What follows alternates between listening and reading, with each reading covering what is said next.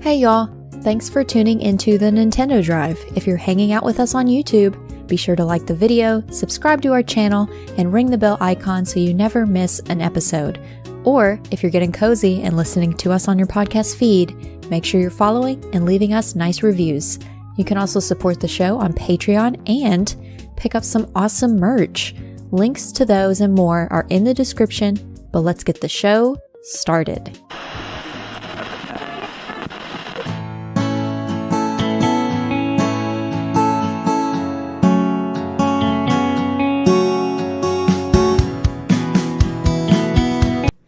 Hi everybody. Hi, cuties. Hey, Look at us. Look at us. Ta-da. Ta-da. Heyo. Voila. What's up, everybody? Happy Wednesday, everybody. Good to see you. Wednesday. Good to see you. Happy Wednesday here live at youtube.com/carpoolgaming. I'm glad you hate it. I'm gonna do what Lachlan does. That's stupid.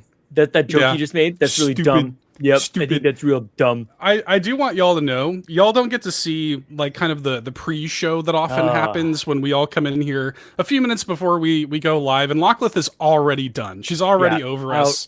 Yeah, already. It often happens to where she has predetermined that she is over us before the show has even began. So, you know. So be forewarned. Yeah. Yeah, just be aware. Beware. I feel like it's a thing. Sean, can I tell you something very exciting? Please do. Yes. Only me, Sean, though. only Lachlan, you. Lachlan, go away. Take your headphones off. You can't hear this. It's okay. Sean Hennigan joined us at the exclusive tier on patreon.com/carpoolgaming. So thank you very much to Sean Hennigan. Yeah, amazing. Thank you, Sean Hennigan. We appreciate you. Sean, not Sean Capri, but Sean Hennigan now gets access to a ton of exclusive content, like the Nintendo Drive post show. So very cool. Yeah, that's right. We're doing one of those this week. We are actually doing one of those this week. That's happening. And God knows what'll happen in the post show. I imagine we'll probably talk a little bit about your run. Congratulations, Sean, on you ran a marathon, dude. Yeah, I did it across the finish line. I walked a lot. You did it. But I did the thing. Yeah. Doesn't matter. You did it. Yeah. Yeah. Good on you. Yeah, I have a couple blisters. I'm getting roasted by Miles of Amanda for wearing the wrong socks, I guess. You know, what are these things you got to consider? People are like, well, are you eating your gels and your can you just not run the thing? You know, what did the guy in Greece do? He didn't have any gels or cotton shoes or whatever socks you're supposed to be wearing. I don't know, man. Are you getting your daily supplement of nutrient-rich sludge before your run? Exactly. During the run, not even before. During the carry it with you. Did you have an after shower orange? No, should've. I did not.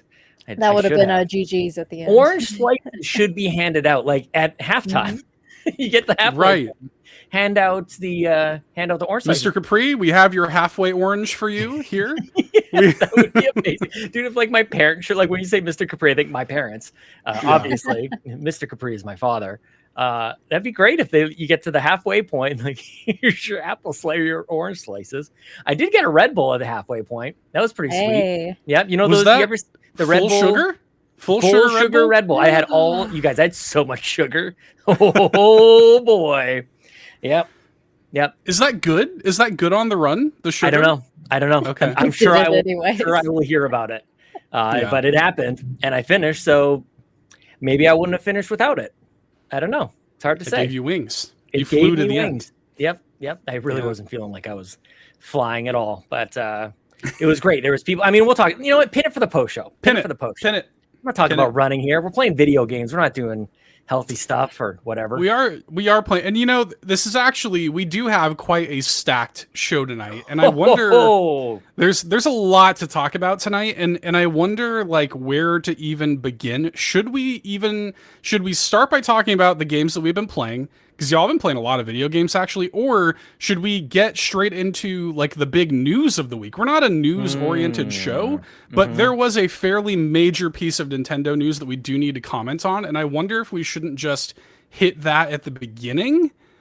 But I don't know. It's up to y'all. Where do y'all want to go? Let me throw something crazy back at you, Seth. How about all of these notes that you have here? pin all of it for next week. Okay, that sounds great. We'll just pin it all for next week. Best laid plans, whatever. We'll completely ignore the thumbnail. It's just people are here. They already clicked on it. So thank you guys so much for hanging out with us. We're not doing the thumbnail thing. Yeah, that's how we do it around here, man. We get you in. Oh yes, yeah. Adam David in the chat, guys. Where were you last night? Lockleth, where were you last night? I was here. Oh, Seth, where were you last night? I was actually not here. I was at my parents' house babysitting my nephews. Yes. So that happened. You kept them alive, fed, and entertained, and all that. Dude, I'll be real with y'all. I love my nephews, but I'm very glad I don't have kids. That whole experience, I'm like, you know what? It's overrated. I'm good. But I get what you mean. The reminder. Yeah, it was like, yeah, you know what? I'm all right. It's like a live action birth control commercial for you. A little bit. Yeah. They're great. Like I love them, but even just like being responsible for their well-being for 5 hours was too much. I was like, I'm good. Yep. So all right. Well, I hope they're watching. Thanks for tuning in. I told them straight up, they actually they did the thing where they were trying to trick me, because like my parents are their guardians or whatever, and they're like Nona, which is what they call my mom. They're like, Nona usually lets me go outside by myself. Like, you don't have to watch me. I can go on the trampoline by myself. And I was like, really? If I text Nona right now, she's gonna tell me that? Yeah, go ahead, do it. It's like, okay, I will. And the whole time he's like, did you text Nona yet? And sure enough, she's like, no, he's not allowed outside by himself. And I was like, well, you can stay inside, because I don't want to go out there in 104-degree heat and watch you on the trampoline. You're gonna play. Now you can stay in the dungeon in the basement for lying. That's right. You sack of crap. Yeah, dude. And they're like, Nona usually lets us have 2 snacks. It's like, no, I don't think so. I don't like this line. Don't like it. You can have your fruit by the foot and just play Vampire Survivors and shut up. Not so bad. I mean? Yep, good deal. For that comment, you get fruit by the inch. This is all you get. Yeah. So it was. I don't often, get the occasion to babysit my nephews. Fruit by the butt, not fruit by the foot. Yeah. So yeah. That's where I was last night. That's why we ended up. Well, here we're on Wednesday. We're here. We're on Wednesday. Wednesday. What is this? Wednesday. Okay. I guess. Why am I asking? Duh. Obvious. Obvious. Well, obviously. Isn't it clear? Yeah. So I don't know. Special time. New special time. Not same bat time, same bat channel. Just one time bat time. Bat channel. One time bat channel. Okay, well, I guess let's just, we shouldn't change. Do whatever you want. We shouldn't change what we normally do. What's everybody been playing? Sean, what's the update on the last story? What's been going on? Things are getting weird. I am still playing. I am more than halfway through, according to the walkthrough that I'm looking at. Do you ever do that? I'm just looking at the chapters. Like, I'm not following. It's not really needing a walkthrough as far as I'm concerned. I'm just that good at video games. So right. Don't really need that. But I'm a little over halfway through, and I need to tell you guys a little something. This game's getting weird. Okay. Last week I was reporting in. It was pretty bland, and it's got some flavor. It's got a little things are happening. Okay. It's got that, that anime kind of what the hell is going on here. So I'm glad I'm sticking with it. It is a little bit of a just play for 12 hours and then things start to happen. Then it gets good. Then it gets real hot. Yeah. Look, I don't mean to, I'm not completely flipped on it. I'm not like, wow, was I wrong last week? Everything I said last week still holds true. The combat system is really held back by the controls. The character motivations are really weird and not really kind of paper thin, but like, at least things are happening now. At least there's this one thing. I don't have a lot to tell you guys about this game, but there is this one character. He's kind of like the knight kind of guy. He's going to train you to be a knight, and he knows all these things. He's an amazing warrior. He's got a cool design, like a cool beard and everything, great armor. But he looks at you and awkwardly smiles. Like he'll say his line, and then he kind of reverts back to like a smile. He's like really serious line, and then it's kind of like default, if you like, stance is just It's so off-putting. It's so strange. I need to take a picture of this and put it in the Discord because it's very weird. But that's what I wanted to tell you guys about the last story this week. Is that character weirds me out. And Lockleth, I wanted to tell you, I did write down a side quest so that I could Finally. I did the thing. You learned something. I mean, I do have other notes. I was just charging my iPad over here. But I've got, I'm playing the thing. Maybe I'll be done by next week. Have I started Xenoblade? I have had a few people reach out to my cry for help last week. So thank you to, not that I heeded any advice or anything, but it was very, very nice to have people go, like, I'm here for you. Yeah. Oh, dude, there's a side quest. I got to tell you guys something. There's like almost like a loyalty kind of side quest. One of your party members is like, oh, here we are. And there's this shipwrecked boat. It's over here. I think that might be my dad's shipwreck because he was a pirate or something. So let's go check it out. But he's not really telling you all this stuff. He's being kind of sketchy. Like, you're going in danger. I'm going to help you out. Long story short, spoilers for The Last of Us 2012. Okay. The last story, not The Last of Us. Hang on. Damn, I did that again last time. Yeah, it's okay. The last story. Guy's dad is indeed dead on this ship. And I don't know how old the body could have been there for, because like the kid is there. He's like, maybe, how old are these kids and these characters? Like they're 12 or 16, 17 years old. They're or not 10,000, who knows? Dude, the body that was dead, his dad, not his grandfather, not his great-great-son explorer from like generations. His dad is dead, and he's a skeleton on the ground. I audibly laughed out loud. He's like, oh, there he is. And it's just like this fully clothed skeleton. It looked like it was straight out of Spirit Halloween or something. Like, what is this game? It's so weird.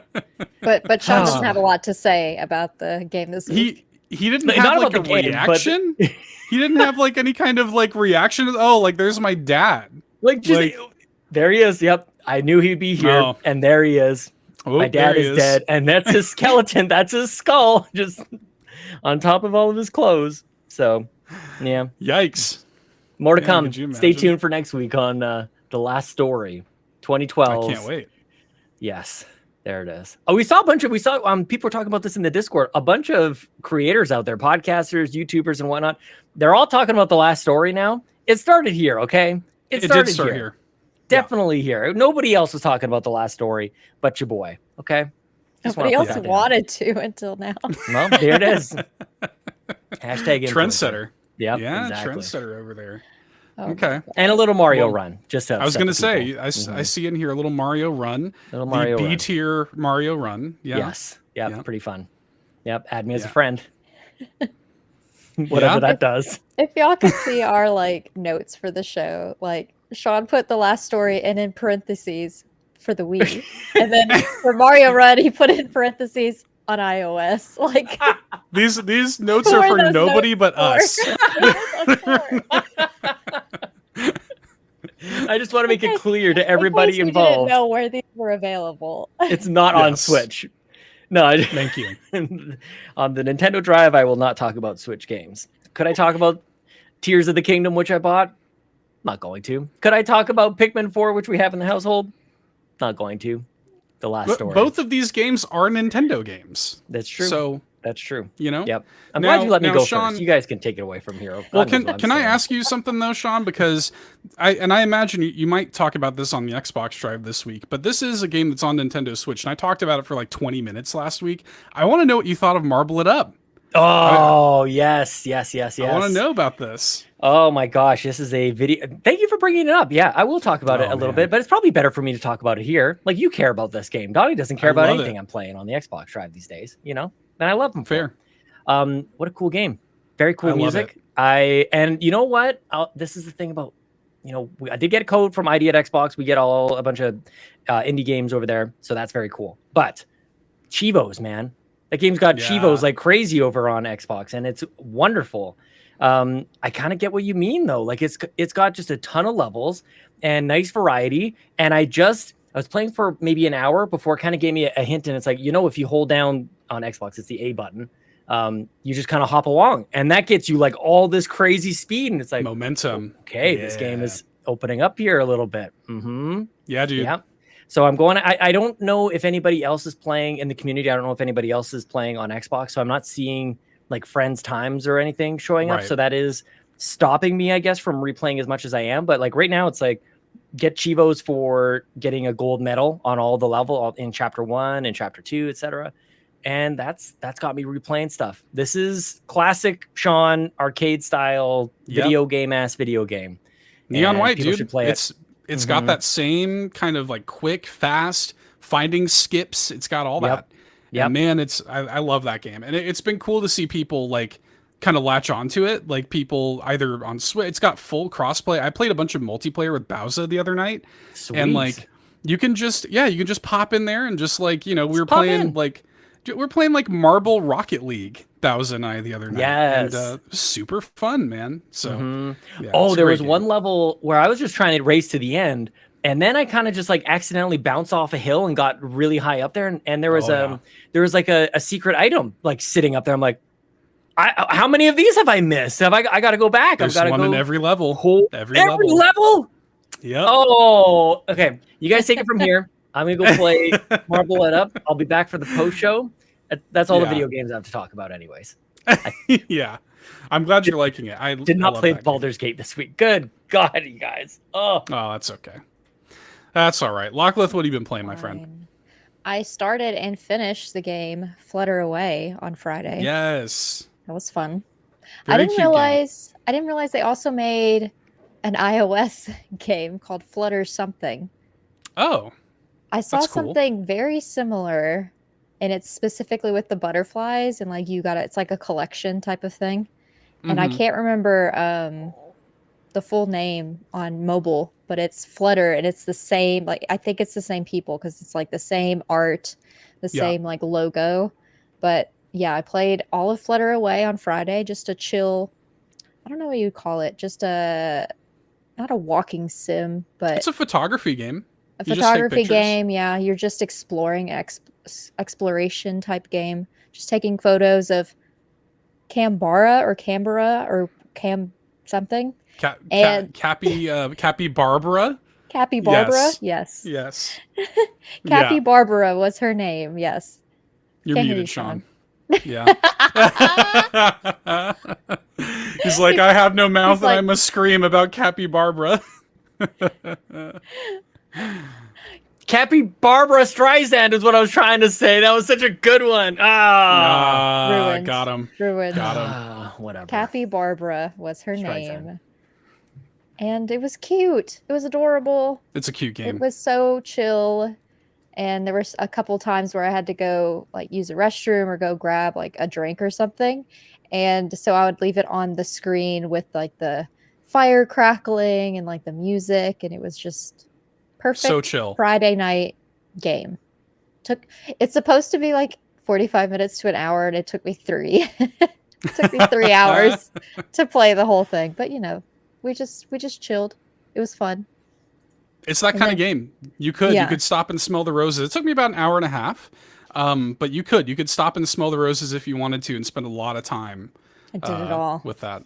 And I only found like 86% of the stuff because there's like I missed a bunch of stuff too. Yeah, there's like sides because it doesn't tell you anything, but there's like additional like creatures or like items that you could find to take pictures of, and I found some, but I'll have to look up a walkthrough if I want to 100% it. But anyways, I did that on Friday, and then not Nintendo related. I should take a page from type it in the notes, please. Let me type it in. Hang on. PlayStation. What did we play on? PlayStation 5. Okay. My husband and I played a full game of Monopoly. We did that's awesome. We did 3. It took us like 3 sessions, I think, like 3 evenings. So like a couple hours each session, but we finished a whole game of Monopoly. It was him and I, and then against 2 like NPCs or computer ROMs. So that was fun. Yeah.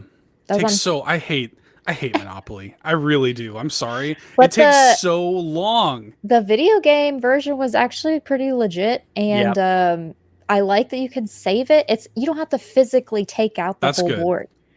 Yeah, dude. Because I like playing Monopoly, but like you have to put it up and then remember who was where and the money you had, and like no, we just save it, come back to it later. That was fun. underrated tabletop like board games on video games. Yes. I'm here for it. Oh, somebody's asking who won. My husband won. It wasn't me. I was bankrupt. That wasn't me. Yeah. Yeah. And I lost the Monopoly. Yes. True. And my husband bought Canal Street. Oh, stupid. Well, good. I'm glad you do. I do really like board game. Like my wife and I play like Family Feud and stuff all the time on Switch. Like, yeah, it's pretty good. Family Feud there's almost nothing better. Yeah. Wheel of Fortune though. I mean, that's a game. We're talking about game shows. We're not talking about board games. That's true. We jumped genres here. Yeah, I guess that's right. Yeah, I guess that's true. Okay, well, I'm gonna try to be quick. I've played so many video games this week, you guys.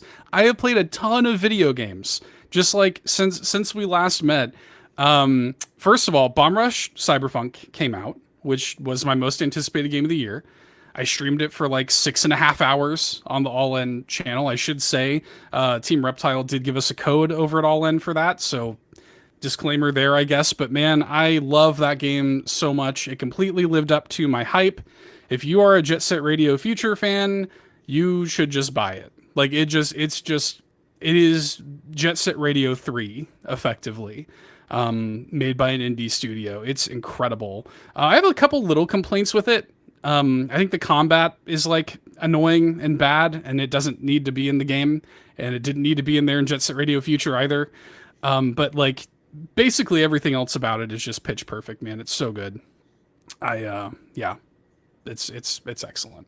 Y'all should play that. It's out on Switch. It comes to the other platforms on September 1st. So if you have some of the other platforms, it's out on PC and Switch right now. Oh my gosh. There's so many games coming out in September. Yeah. But it's excellent. And you know, I think that people should give that a look.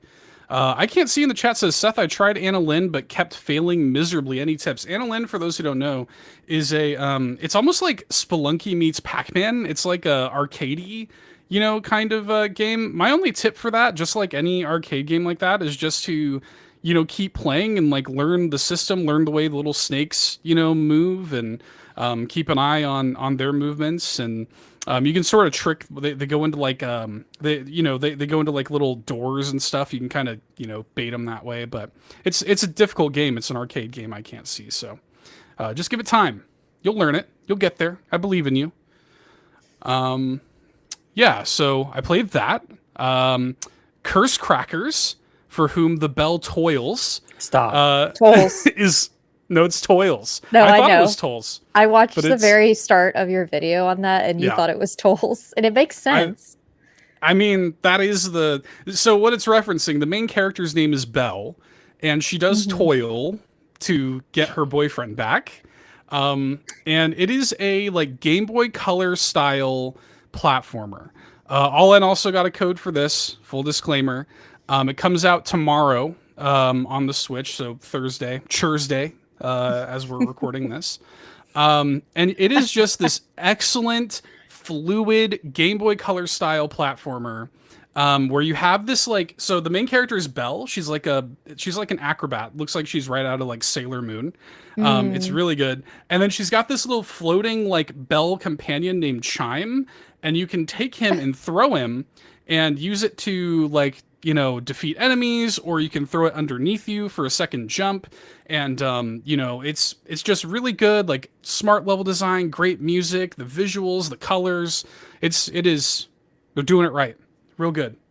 So yeah, it's a good game. Curse Crackers, for whom the bell toils. Toils, not tolls, toils. And then the last thing I'll shout out is just Vampire Survivors. Y'all know about Vampire Survivors. Yes. Sean woke up. Sean's awake. I know. Now. I was about to say that. I was like, Sean's been silent this whole time. Then he said VS, and he's like, I'm getting the screens ready.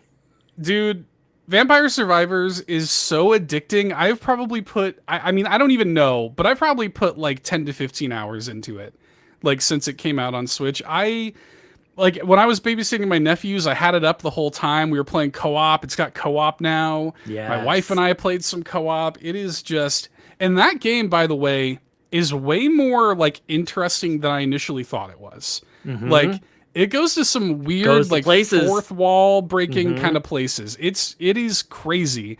And it is just like, it's the kind of thing where like having it on the desk next to me is detrimental to my productivity. Like to have this on Switch now, like it's crazy. Yeah. So Seth's voiceover experiencing Vampire Survivors the first time is amazing.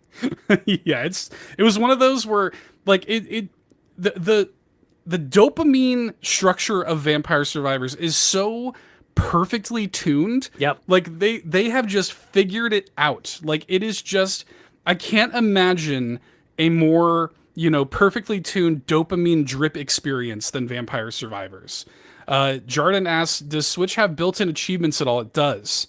It's got like the little things there's like I think it's called feats or something like that. Yep. You can go into a menu and see those. But man, I am like sucked into that game, dude. I told you. I'm telling you, man, what a good game. It feels like video game candy. Like it's just pure sugar. It's like, this is actually damaging to my health. Like, it's great. It's so good. There's nothing Diet Coke about it. This is full on Coca-Cola video game. Oh, man. The highest level that y'all have gotten to? Because I watched somebody play the entire game. I think once they got to like level 50 or something, then it's just manic. Like it's madness. Mm-hmm. Yeah. There's, and I don't want to give too much away, but what most people will see, I think it's level 50. You get swept, like death comes and sweeps you away. Like you're kind of yes, once you get to the 30-minute mark, death will come and like end your run effectively. However, you can again, not to spoil too much, and but that's you what can I'm like. Continue. Mm-hmm. Yeah, you can continue a little bit, and so I have gotten as high as I think like 116 or something like that. Yeah, it's great. Like it is really, really great. And but doesn't the screen like hurt your eyes by that point? Sometimes, but like it's kind of manageable because like by the time you've made your build, manageable. By the time you've made your build, because like the thing that is so impressive about the game is you're just walking. Like it is a no button game. It is a walking sim in the truest sense of the word. It is a no button game. So it is just walking and choosing your upgrades and building out your character and making like decisions. And like that is so smart, man. So because of that, like even if it was hurting my eyes, you don't really have to look at anything because you're just killing everything. You start feeling things after like 10 minutes. Yeah. Dude, I'm just like, you could literally stand still if you wanted to at a certain point if you build yourself correctly. I've got like a floating like devil book going around me and like this garlic radius, Oh, and the like, garlic. I saw the garlic thing. Yeah. And like lightning is crashing all over the screen every second, and like at a certain point, I'm just like zoned out, drooling on my couch. That's what I mean. That's why I mean it's not healthy. Like it transforms you into a zombie. Like it's just classic like that. I'm like Randy Marsh chasing the dragon. Oh my gosh. That's hilarious. What a reference. Yeah. Man, like you can start choosing which power-ups you're gonna not select, but go pick up. Like they kind of appear and you can go choose to pick it up or like carry on and go get something else, because if you keep leveling up the same ones, they start to transform into something else. Like that holy book, I think that's what turns into like a devil book or something. Like it gets better. Like it morphs. It's a metamorphosizing power up. Oh my gosh, I love it. I'm so glad you played it. Yes, it is truly excellent because you start to pick up little things like if I get this upgrade that I wouldn't normally get, but if I get it in addition to this one, it can evolve into a different thing. Mm-hmm. And like you also take the money that you earn back to the main menu and get like more damage or like a higher pickup radius. Like they figured it out. They just figured it out, dude. Like it's just they got it. They nailed it. I feel like they developed it while having a play tester with one of those. They're just hooked up to like medical devices, and they're measuring all your sweat glands and your heartbeat and all these things. Like, did they hit it? They got it. They're measuring it. They can see what's happening to your body and your unconscious mind and how it's all going. Man, it's so good. So while y'all are playing a chaotic walking sim. I'm over here in Flutter Away, just chilling by a campfire. Like I I'd love cannot to see you relate try whatsoever. it, actually. I'd love to see a Lockleth playthrough of Vampire Survivors. Come on. I would panic, Sean. There's nothing to panic about. No, there's nothing. Once you get in there, you'll see. But in like, it's like $5 on Switch. I like, it is nothing. The DLC. If it's $1, I'll buy it. I mean, look, I'll buy it right now so on cheap. Switch. What am I doing? Why do I not have this on Switch? I'm gonna buy it right now. We're going to You're these. not gonna play it, Sean.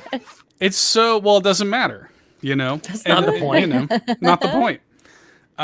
It's perfect for Switch. I mean, you talk about the perfect game for Switch, man. It's just I gotta charge my Switch Lite. It's out of batteries. Well. Oh well, that's okay.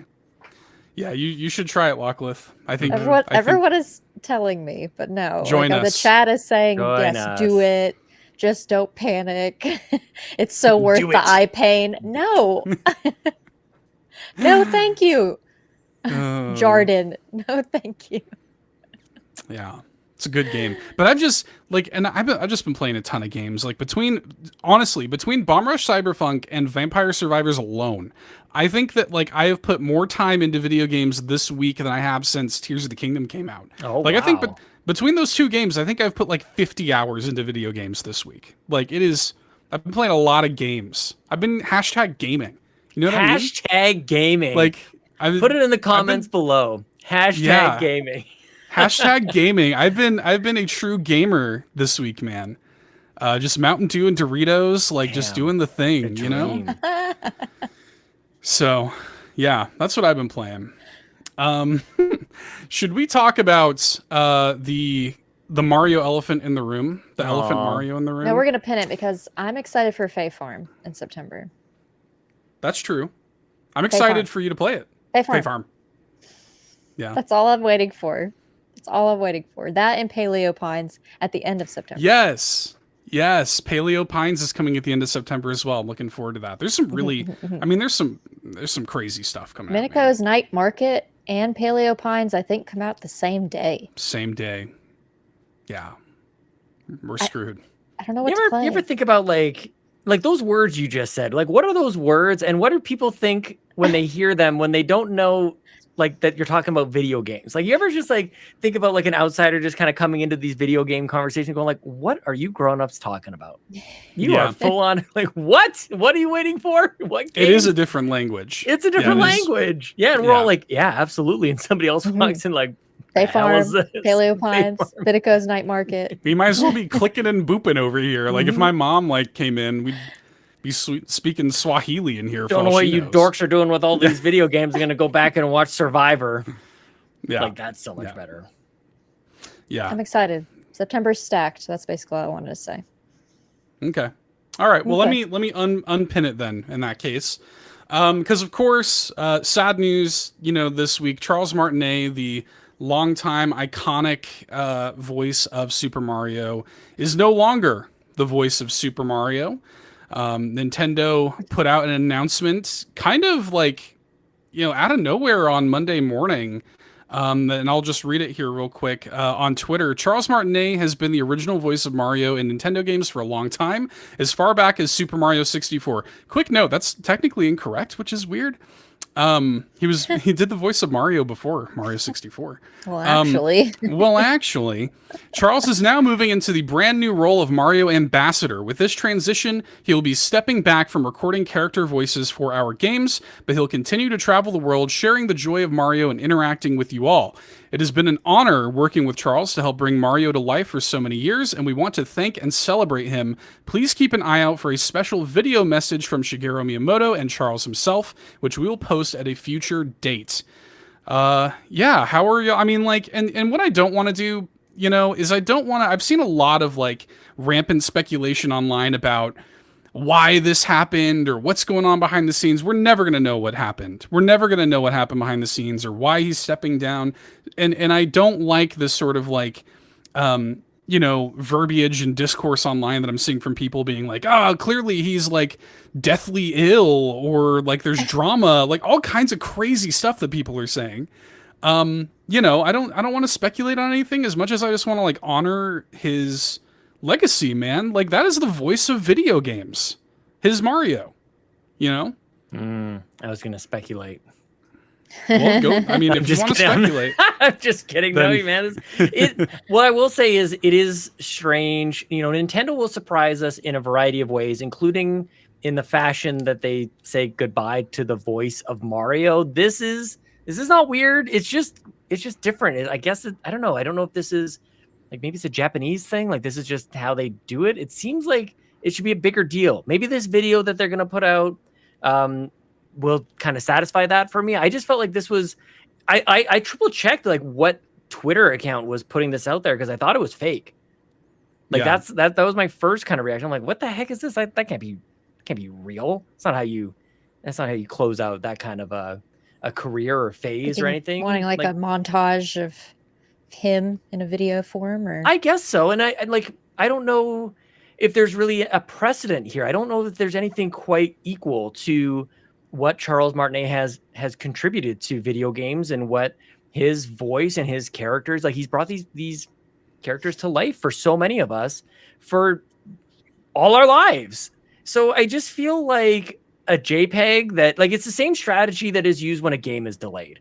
I guess that's kind of what I'm trying to say. Like, that's how we're saying goodbye to the voice of Mario. Like, Cyberpunk got a better image than this, you know? Like, it's just kind of a bummer, I guess. I feel like he deserves better. I'm not going to speculate on anything else, but I feel, I don't know if it's a cultural thing, or if it's just this is how Nintendo does things. I feel like he deserves the world for what he has done. That voice is so special. It's the last thing you would expect when he talks about that. There's that great video of him talking about him doing the audition. It's like the last kind of voice that you would expect for is a plumber in Brooklyn. He's Italian plumber in Brooklyn. Go. And he comes up with Yahoo! Like, what? How did you do that? So yeah, I just feel like he deserved more. And it sounds like we're getting like a nice video with him and old ScheiGuy to really kind of do it right. And like, that sounds great, but like, why are we waiting? Like, why isn't that what you showed now? Like, why did we have to announce it beforehand? And like, if you wanted to put on a tinfoil hat, you could say, well, maybe it's related to, you know, some kind of communication about games, you know, September Direct, blah, blah, whatever the case may be. I don't think it has anything to do with any of that, but it is weird. It is strange. And maybe they wanted to sort of like take the sting out first.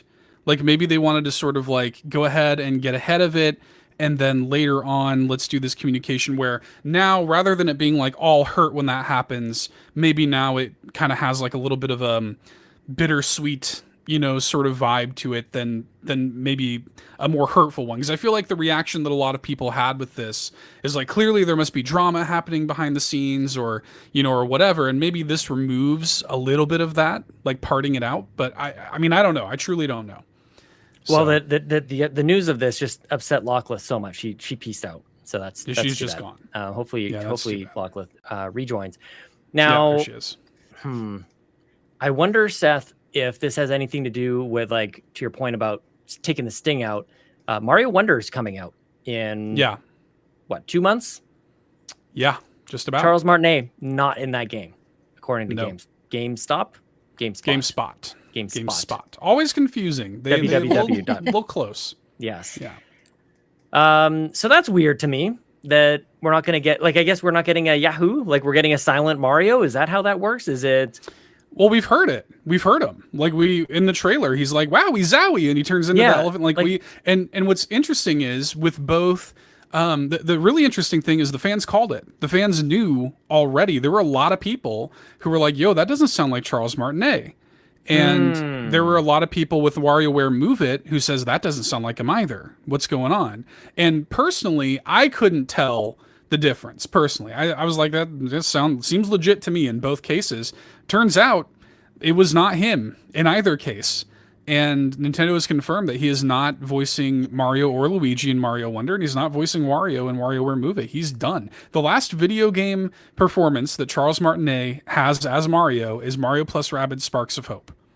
And, like, that's weird. It does seem sudden. It does seem like there could have been an opportunity for Charles Martinet to have one last hurrah with Mario Wonder. But, like, if, you know, my thought on that is I feel like Mario Wonder is representing a shift from Nintendo. I think it is representing like a new sort of era, if you will, of Mario from Nintendo. And like that's and maybe they just feel like they wanted a new take. And Charles Martinet, you know, from all accounts, he has said like, I would keep doing this voice for the rest of my life. That's what I remember hearing. Yes. Yeah.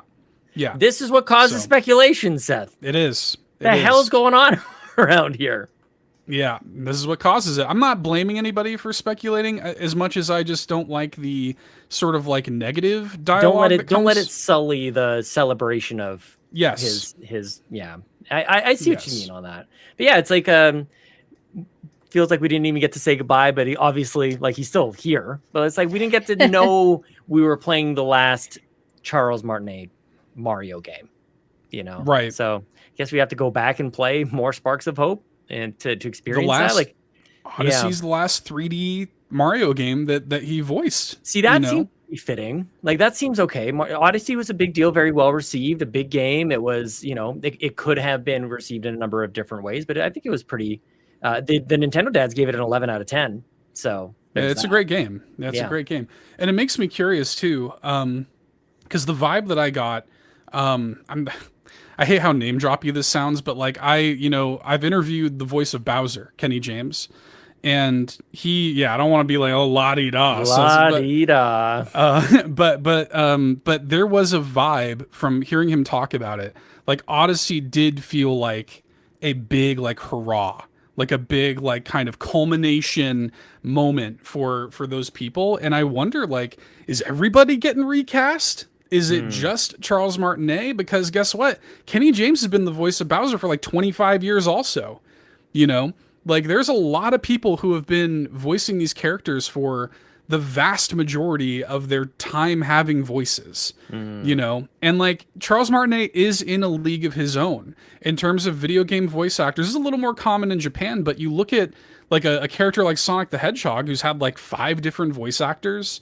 Yep. You know, like this has been one dude voicing this character for over 30 years now, and consistently like 1, 2, 3 games a year since that time, you know, and he has been the voice. And like for many people, his voice is what video games mean, you know, like on a more existential level, Seth, this is a time is passing. I'm getting old. When I was a young child, he was the voice of Mario. Now he's no longer the voice of Mario. And I have trouble dealing with that part as well. Like it's just such it's a phase of all of our lives kind of coming to an end as well. And because we all love Mario games so much, I think it's just intrinsically tied to it, into our own life experiences. Now it's not him. Now it's going to sound different, and we fear change. Why? I don't want things to be different. I want my Mario voice. Scary.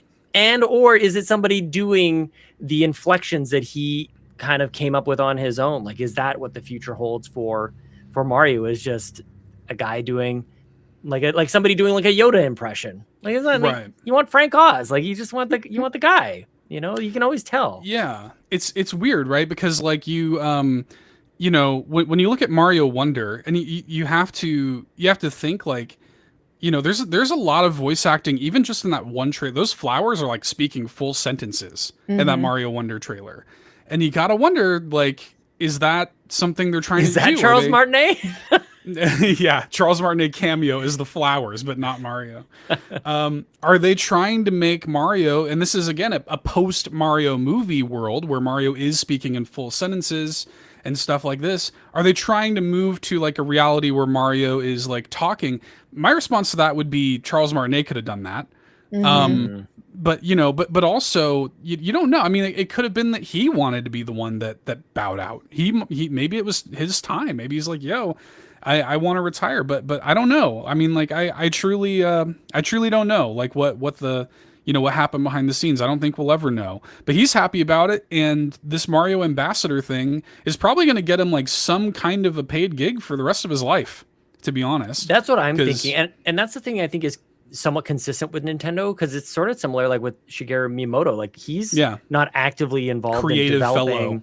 Right, like they kind of create like these honorary kind of titles for people, and there may be like some sort of top honor related with that. And I think that's pretty great. So there couldn't have been too much, bad blood going on behind the scenes. Like if they're going to extend this, it seems like that's going to be what he's doing maybe forever. I don't know. Maybe. So that's good. Hopefully that kind of squashes any of this stuff. And I really do hope that this video that is coming, this video message, that is so strange. Like stay tuned for a video message. Why not now? Reiterating. Yeah. Just, I don't know. Yeah. But I hope that maybe this time next week when we do the show, we'll have something more that better celebrates him. Yeah. Yeah. I just wanted to. I really wish Lachlan would stop interrupting me though on this topic. I've got a lot to say, man. I don't know what to tell you. Just over here sipping my water. My coffee's gone. Water. Oh, Yes. Liam Neeson over there talking about water. And Charles Martinet did, quote tweet, and he had a tweet up too, and he seems happy about it. He says, "My new adventure begins. You are all number one in my heart. #woohoo." So it's not, it doesn't seem like, and not as if he would say like, yeah, those like those idiots at Nintendo, they let me go. Like he wouldn't tweet something negative even if there was something negative, but he did send out a positive tweet. He seems happy. I don't know. The dude's an icon though, and you can't take anything away. Sean, I have a couple links there in our show notes. I don't know if you wanted to pull any of these up. I thought this is kind of fun. Charles Martinet actually made his debut as Mario in 1992's Mario Teaches Typing. And, audio listeners, you're going to have to check out the video version where he apparently improv'd most of the dialogue in this. And this is him just talking about, I don't know if people can hear it or not, but he's talking about flying around the screen. And he's just like a disembodied Mario head, just zooming. He's like, he's just improvising it all. There's another link there where in 1992's Summer International Consumer Electronics Show, he performed Mario in real time. And this is before, Super Mario 64. That's on the video right now. You're seeing Charles Martinet sort of rig up the actor who is going to be moving Mario's face. And Charles Martinet is behind the scenes voicing Mario to people at SCES 1992. So people would come up to the booth and talk to Mario, and he would respond to them. It's pretty good. So that's wild, man! Holy cow! They don't do anything like this anymore. This is 1992. This is this predates Mario 64. Yep. So he's doing this kind of stuff, and he's improv and all this stuff, talking to people, and this is before Mario 64. It looks super annoying, actually. Like people are trying to play Ninja Turtles over here, and they got a Mario head just flying around. But he just, the energy and like the whimsy that he brought to that role, I think, is evident in stuff like that. So. And then, of course, we are going to talk about title screens tonight, so we would be remiss, and we'll pin that for a little bit later, but we would be remiss if we didn't mention the Super Mario Brothers 64 title screen. Iconic, right? Absolutely iconic, yeah. Iconic. This is let's just show the power of the Nintendo 64, the Ultra. Very similar to Wii Sports, I think. Like this is 3D. You can move Mario's face around. You can do whatever you want. It just the limitations are no longer there. And also in very Mario and Nintendo's fashion, there's nothing telling you to do that. Like you kind of discover you hear from a friend, oh, did you can pull his ear out? Like you can do all these weird things. You can stretch out his mustache. I think that's play with his nose and whatnot. Yeah. And it's still so fun. I mean, even now you can just boot that up and just spend forever playing with it, know. Oh man, just so good. It is the end of an era, for sure. And we did have a couple of questions in relation to this.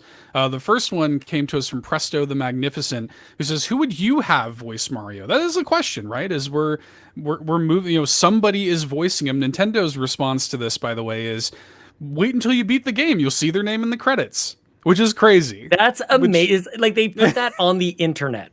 Like that, like the internet wouldn't be the way that you find out. Like it wouldn't show up anywhere else. Like you have to play to the end of the game and you will find out and you will not tell anybody else. It's not going to get out there. Like that's such a 90s kind of thing. Like that's something you would read in like Nintendo Power. You know, play to the end of the game, and that's how you find out who and you'll Samus find it. really is. Yeah. Yeah.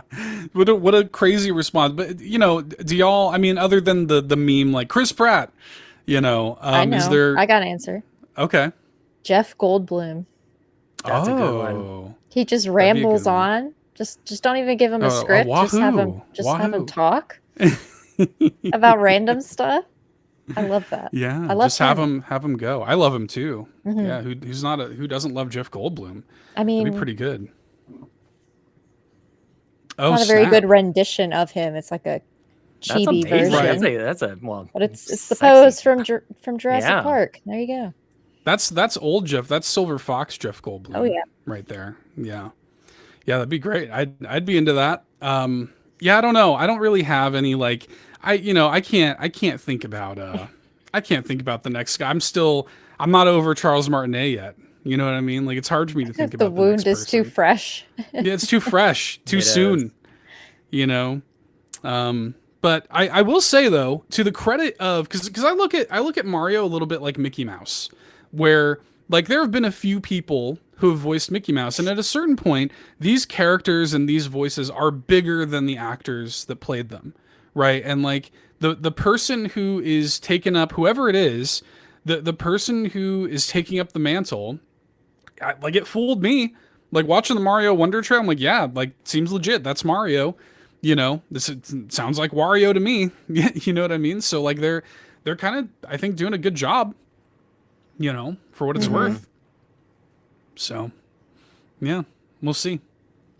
We'll see, man. Do you have anybody in mind, Sean, that you would Well, since you asked, 1997, Life is Beautiful's Roberto Benigni. Let's get an Italian guy going up in here. That would be kind of nice, though. Or Joe Pesci. Italian. I was joking in the Discord. Get Joe Pesci up in here. Get a really aggressive Mario. Am I funny to you? Am I clown? Am I clown? What funny is it? How? Am I musing to you? Yeah. Yeah, just get the old Goodfellas up in here. Get Al Pacino. Get Robert. I know Al Pacino wasn't in Goodfellas. I love how we're going like old people still, or like older people still. Dance, Bowsah, dance. Instead of like a younger somebody, we're picking. I'd go James Gandolfini, but it's just not possible. Okay, it's just not. It's, rest in peace. Rest in peace. R.I.P. James Gandolfini pouring out. Bless up. There's all these gangster movies. Oh man. Yeah. As stereotypical as possible. Moving forward, it was great what you did, Charles Martin, but if we can get as stereotypically Italian as possible. It's not offensive if it's an Italian doing it, okay? Like, I don't know what you're thinking over here, Charles. It's 2023, man. Can't have this. That's true. It is a little funny because you're referencing that, I think it's called Great Big Story, if y'all YouTube that. It's a great video where he just kind of talks about his career and stuff. And if y'all try, it's a great video interview with him. But he does talk about the first thing that came to his mind. He's like, I get the pizza pie, I get the spaghetti. Like it's like just a very like he just went for all the stereotypes right away. Mamma mia! So, yeah, but hey, it worked. It completely worked. And look, he became an icon, man. To do that for 30, could you imagine doing anything like that for 30 years and like retaining that same level of energy and enthusiasm about the role that whole time? Yeah. Wild. Yeah. Truly wild. So, yeah. And then Miles of Amanda comes in and says, with the news of Charles Martinet no longer voicing Mario, what are some of your favorite Mario phrases that he voiced in games? Also, what is your favorite piece of Mario merch that you've ever owned? Ooh. Favorite phrases. What are some of your favorite Mario phrases? I immediately think Mamma Mia. Yeah. Mamma mia. Yeah. Wahoo! He's always just doing stuff like that, just exclaiming. There's an amazing Idle Thumbs bit. I don't know if anybody out there ever listened to Idle Thumbs. Probably my favorite podcast, the podcast that inspired me to start podcasting.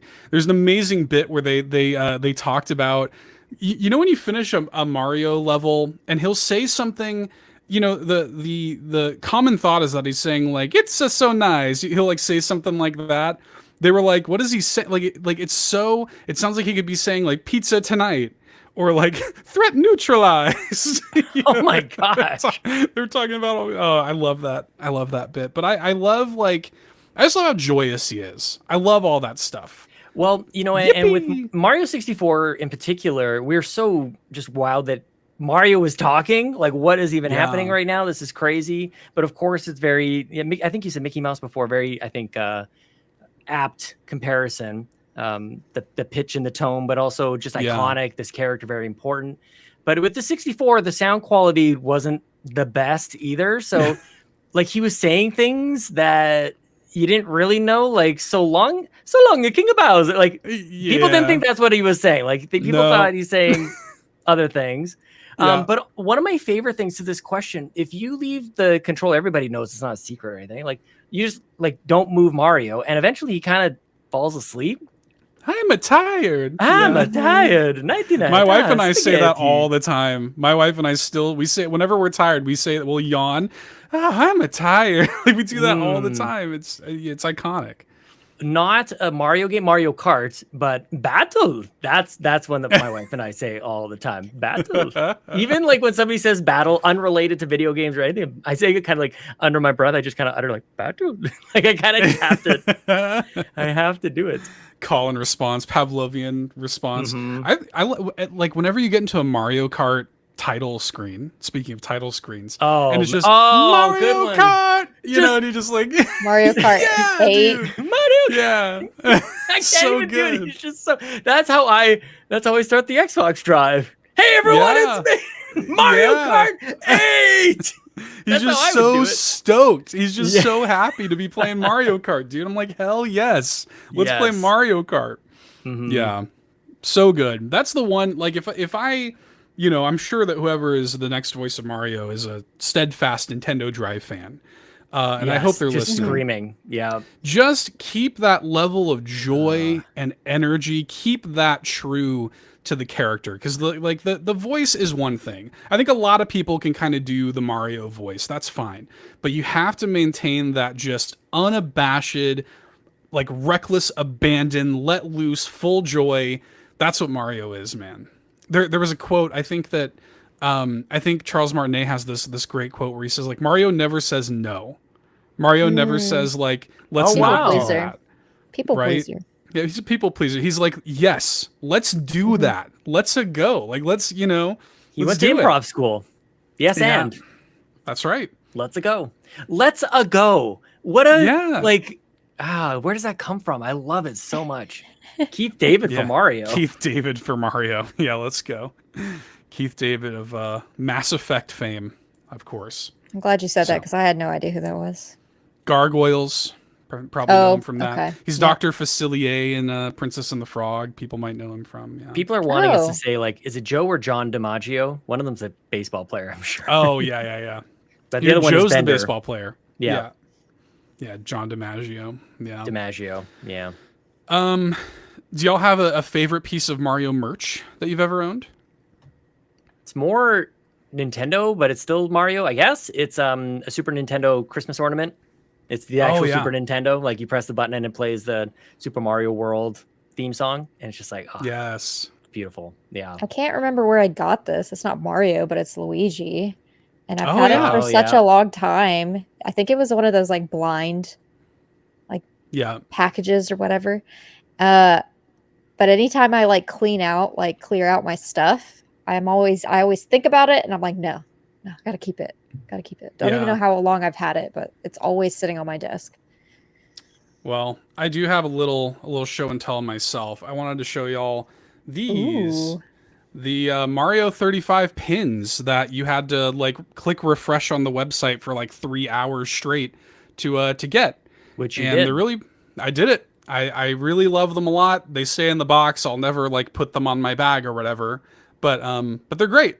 And why not? Why not put them on your bag? Just risk it. I don't want to put them in your basket. Just Yeah. see if you won't Maybe they'll fall off. one of them. Who cares? Yeah, who cares? Why not? But yeah, it's great. It's got like a lot of the 3D Mario games represented. You know, you got that Mario World in there too. Mario Galaxy. You know, it's special. And there's a good way to sell. I wish that they had handled the situation better, but it was still a good way to celebrate, 35 years of Mario. So I do enjoy the Mario movie toys. they're great. Yeah, like the Luigi, the what is it? Not the cat suit, the other one. The Tanuki suit. Yeah, the Tanuki suit. I thought raccoon, and I couldn't get that out of my head. That's what we call it. That's what I called it when I was a kid. Yeah. Oh yeah, definitely. Oh, raccoon suit. And there was also it was that, or there were some kids who insisted it was the bear suit. Did you ever hear that? Bear suit? No. It has a tail, a long tail. That's what I said. And to be fair, Tanuki is like a raccoon stupid? bear. Literally. Bears don't have tails. Yeah. Yeah. Not that long. Little stubby little tails. Yeah. Aw. So, yeah, I like it. I don't hate it. Anyways, Charles Martinet, good job, good work, Charles Martinet. Good job. GG's. Good job, GG's, Charles GG's. Martinet. I am looking forward to seeing whatever that video winds up being. Whenever it does come out, hopefully we'll have like more to talk about on that next week. But yeah, for now we'll just let him ride off into the sunset as a Mario ambassador. Yeah. Whatever that means. Whatever that means. Okay. Should we talk about title screens, or we do have some like extraneous questions? Should we pin it and hit some of these questions, or Hit should them we get extra aneous ones. Okay. Well, okay. We can kind of go through. We have a lot, so we can kind of go through some of these. The first one is from Fulia. Fulia says, when you're not feeling well and have to call in sick for work, what is a game you play, or what genre of games do you gravitate towards? Today I stayed home because I have quite the tender and sore lower back, so I ended up starting a new game called Dannohh. I believe that's how it's pronounced. I'm sure Seth and Lachlan have played it. So for me, it's cozy story-based games. So I looked up, when it came to that game, I looked up how to pronounce it, and I found this very sexy, this guy with a very sexy voice on YouTube who pronounced it, and I believe it's Dannohh. Spit included. Yes. Yeah. It's like you're sick of it as you're saying. Dannohh. I have not played it though, Fulia. I think Seth is the only one out of the two of us that have played that. It's very good. I like it a lot. Yeah. So what's the sick game? What are y'all playing when you're sick? Yeah. Animal Crossing New Horizons. Are we surprised? I don't think so, because that's just, I don't have to think about it. I can do my dailies. I can build. I can run around and talk to all of my villagers, even though they only have like 6 dialogues. Yeah, that's it. I don't hate it. What's the sick game, Sean? What do you? Well, I was recovering from the marathon on Monday. I was just playing Marble It Up, actually. Like that's when I played most of it was on Monday. So games like that too, like nothing too crazy, nothing too story heavy or anything. I just kind of would pick it up, play a few levels. I really wanted to sleep more, actually. Like I had run on Sunday, thought I would just kind of sit in a chair and pass out, and I didn't. I was actually aware of me not being tired. It was very strange, you guys. But definitely that game, or The Last Story on the Wii. Games like that's kind of my answer too. Like games with a flow, games where you can just kind of zone out, get into like a flow state, and just go like that. Yeah, that's for sure. And for me, like Marble It Up, Neon White, that sort of thing. Even like Bomb Rush Cyberpunk, Jet Set Radio Future, these games with like really good and satisfying movement, where you can just kind of like turn your brain off. Like Sunset Overdrive, I played that game for like 20 hours doing nothing. Like it just felt so good to move around, So stuff like that. Mario games is good. Honestly, like firing up NSO and just picking one of the Mario. Like I'll do games I've played before, or I guess in the case of Marble It Up, like I feel like I've played it before. Like something very familiar, something very that's with Lachlan, like Animal Crossing. Like like you're not having to really figure things out. You're just kind of playing. Yeah. Yep. not Nintendo related. Sometimes if I want to play on the PlayStation and I don't have to think about where I'm at, really, is Chia. Tchia. Yeah. That game's pretty easy to get back into and play. And the controls are pretty similar to like other games as well. So I don't know. Yeah. That one Well, too. bye, Sean. Bye. Oh, okay. Sean says, "BRB, I'm being paged." Okay. Well, while Sean is gone, maybe we'll hit one of these here. This is from blah blah blah, who says, blah. "I'm really enjoying Vampire Survivors, but I know I'll never actually beat it. I also knew I'd never beat Enter the Gungeon. Do you all enjoy games you know you won't beat / roll credits on? Anything like that? A game. I have plenty because like I don't beat a lot of games, but like as soon as I like start playing, like all of my like let's play games, like I usually first looks starting it off. Even if I don't beat it, I still enjoy the time that I've had with the game.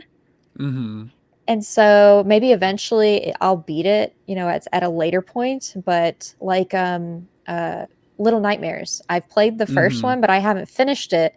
But I want to finish it. And it's one of those games that I know I would enjoy. And I have Little Nightmares 2, and Little Nightmares 3 is coming out next year. Yes. So I think here soon I might get back into those games. But it's kind of like that. It's like starting something off and then not beating it. Spiritfarer, I played 40 hours and I still haven't beaten the game, but that was really enjoyable. So it's like, I don't know. I have a lot of those games that I just enjoy. I'm easily pleased, y'all. Well, and it is like the kind of thing too, where like sometimes there'll be, I mean, you only have so many hours in the day, you know, like there are, a million little games that like I'll cover on the All In channel or whatever. And it's like, I would love to go back in and play through that whole thing. Doesn't always work out that way though. You know, like sometimes you have to kind of move on to the next thing. Like Akka is a great example of that. Yes. Like I really want to go back and finish Akka, but I haven't. I've gone back a couple times and played more of it, but I still haven't beaten it though. But that was a good one. Yeah, that came out like last year. Yeah. September, I think. and before you know it, it's been a year and you haven't gone back and finished it. And it's like, oh God. At some point you almost have to restart it because it's been so long, but it depends on the game. Yeah, it's pretty rough. But you know, and then like I mean I probably have dozens of examples of this. So you're not alone. I think you just have to do what makes sense for you. I think you just have to, you know, take it as it comes. If you don't finish something, so what? Who cares? It's video games. Have fun with it, you know. Yeah. Okay, we have a question here from Rybo. Says, first time, long time here. What is your favorite story on the Switch? Doesn't have to be your favorite game, but your favorite story on the Switch. What would you say as your what Switch game do you think has the best story for you? I don't know. Dang. And I looked at these questions too. I can't think of anything right now. I immediately go to Xenoblade 3, or really all the Xenoblade games. I immediately go to that. Just incredible, you know, stories all throughout. I also go to Greg Lobanov's games, Wander Song and Chicory. I go to immediately. In terms of like world building, I go to Coffee Talk 1 and 2, which have an incredible world building. Okay. So I have my Switch out. I had to look. Okay. I had to peruse what the wares that I have here. Portal 2, that story was wild. Any of the Life is Strange games, usually have good stories. I'm trying to think of some others. I mean, I like I haven't finished it, but like Akka, like the start of that and just the whole premise of that game has been good. There was one other one. Yeah, there's so many. I think Fall of Porcupine is going to be a good story, and that's one that I'm still working through. Yeah, I have a feeling that one will be good. Yeah, like Night in the Woods is a huge one for me. That's like one of my favorite games ever, and the story is incredible. So, Sean's back. Hi, Sean. Oh, hey. Welcome back, Sean. Oh, hey, I'm back. You've been paged back. Never left. Sean, what's your favorite story on the Switch, my friend? What would you say? My favorite story, like video game story? Oh, snap. The last story?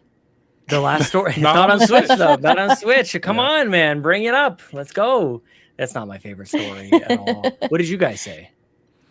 A bunch of stuff. A bunch Night of in the stuff. Woods, Chicory, Wander Song. I said Life the is Xenoblade Strange. games. Yeah. Those are all Portal very, 2. very good answers. Portal 2, that is like not what I would think of. Yeah, good answer. But it is a good answer. I love that very much. I'm just kind of loading up my Switch right now. I like the Wild at Heart. Oh I yeah, kind of like that. The premise of that I think is very sweet. Man, like it's so weird. I don't think of story when I think of games I'm playing. Spiritfarer has good story as well. Great story. I mean, gotta shout out Xenoblade. All the Xenoblades. Yeah. Like Xenoblade, I actually want to shout out because it's one that I hold premise of these games and worlds very to a high degree. And the premise behind Xenoblade 1 and 3 as well, it's so strong on its own. Just like I'm in just because of what the basis of the world is, that these two gigantic Mechonis and the other thing like battling for all eternity, and then there's these two populations that kind of grow up and all this. I think that is fascinating, and there's very similar kind of generational rights and behaviors within Xenoblade 3. I think like you're supposed to do this, these are the rules of the land, you're only going to live so long, and what that creates is all these incredible stories. So I think it might be my definitive answer. Might be Xenoblade, like Xenoblade series, maybe Xenoblade 1. I didn't play enough of 3 to like really say, but the premise of 3 is excellent as well. So it's so good. Yeah, no, like probably can I say maybe best of all like Nintendo first party? I don't think that would be out of the question. No, I don't think that'd be out of the question at all. I think it's excellent. I mean, it's and they all three of them have excellent stories. And I would be remiss if I did not mention the Analgesic games, my favorite indie developer, Anodyne 2, even the Ocean, Sephony, incredible stories in those games that were very, very moving to me. There's a ton of great stories. I mean, Skyward Sword is very good too, you guys. Great Skyward story. Sword, very good story. I still think about the ending of Tears of the Kingdom constantly. No I knew spoilers. You were gonna say that one, yeah. My God, what an ending that is. I mean, it just mind blowing. So, yeah, there's a whole bunch of them. Good. Ding Dong XL games. is also very good. That's true. Great story in Ding Dong XL. once that Ding Dong Push goes the XL, button. Yeah. Anyways. Question from Quagmire. What's your favorite game mechanic? Playing Nier Automata, I'm reminded how superb Witch Time is in Bayonetta. I don't find a mechanic more satisfying to pull off than that. What's y'all's favorite mechanic? Immediately, I talked about this recently, maybe on this show, I assume on this show. This is not in a Nintendo game, but I love active reload in Gears. Oh, yes. And I can't believe more people have not just stolen that. That is so satisfying to pull off. Like, why is that not in every shooter? Kind of nuts. Yeah, and it's different for every gun. Totally. So good. Yeah, it's so good. I love it. What a good question. Snap. I don't think I'm going to do it justice, Quagmire. Might want to pin it for next week. I can't think of a current, but in Fae Farm, if I may go back to that. Fae Farm. One of the things that farming games has that Fae Farm is doing differently is you have to pick the tool that you need to use. Like if you're working on your garden, you need to water your plants, you got to use your watering can, or you got to take out your hoe and do all that business. Oh. And but in Fae Farm, you don't have to choose. Like it depends on what activity you are doing, it automatically switches for you. And I think that's going to be I feel like that's going to be such a big deal, because you don't really think about it in other farming like games. It's just automatic. It's common. Oh yeah, I got to switch to this. You don't even have to think about it in Fae Farm, supposedly, and it'll just do it for you. And I feel like something as simple as that needs to happen more often. Yeah, like honestly, this is maybe a bit of a catch-all cop-out, but just like every gun in Neon White. Just like they all feel amazing, and they all have dual purposes, because in that game you pick up these cards and it could be, your kind of like rifle, sniper rifle or whatever, or you can get rid of it and it can be like a dash, or like, like this little like kind of Uzi gun, little SMG, or it can be like this drop, that just sort of like propels you down. They all feel incredible to pull off. I would say like just maybe bring that up a level as far as like a game mechanic goes, just like alternate fire. If you have an alternate fire option, like you shoot it one way and the alternate fire is like turns the gun sideways or something like that. Like I think that's awesome. I don't know. It's a thing. It's great. And I just love that. Turn sideways like a gangster. I got my iPad pencil in my hand. Like wall jump, you got it, or double jump. Double jump is actually going to be my favorite. I love getting a good double jump in like Ori and the Blind Forest. Like yes, or you can turn into a ball in Metroid. It's also a good one. I don't know if this is a game mechanic, but how it feels when you're jumping in Hollow Knight, like that's something that always sticks with me and wants me to play it more. Not because like I'm really into the game or anything, but I always think of that one. Like how it feels on the Switch. I can't explain it. It's like you don't get that same when you're playing platformers, that same like you can actually feel it in your hands, like him hitting the platform. And there's like a little give on the platform too. Like you can feel all of that when you're playing it. And I think that's such a small little aspect of that game that just obviously it's stuck with me this long since I started playing it in like January, February. Little stuff. That stuff goes a long way. Okay, let's hit this question real quick, and then let's talk about some title screens. From Darth Stridius, with Sean Capri running and finishing the marathon, congrats. What is the best game on the Nintendo Switch, not the mobile game where you run? Because, of course, we were primed and ready to say Super Mario Run, but does make the Nintendo Switch disclaimer there. Game where you run. I feel like you run in a lot of games. Yeah. Yeah. I think aren't you always running? Neon White. White, very good. If you look at any trailer for a Xenoblade game, they're just running around and they just keep like swapping out the backgrounds. Like they're running over here, they're running over here. Like you're always marathons, just running, and running. Yes, thank you. I'm like, okay, come on, pick it up. Oh yeah, I got it. Do they have Naruto games on Switch? That's what I was thinking. Yeah, do the Naruto run. I mean, your villagers kind of do that in Animal Crossing New Horizons, but at a slow pace, but it's not quite the same.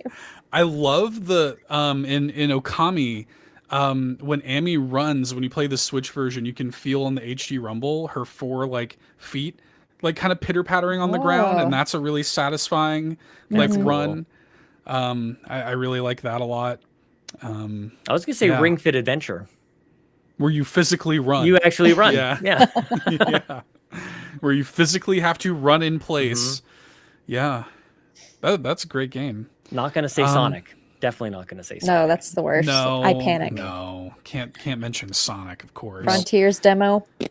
Damn. All right. So many games to rerun. I mean, that's the thing, man. There's so many games to rerun. I'm trying to think about like there are a couple in that same vein as like Neon White. There are a couple like there's a series just called Runner where you just run.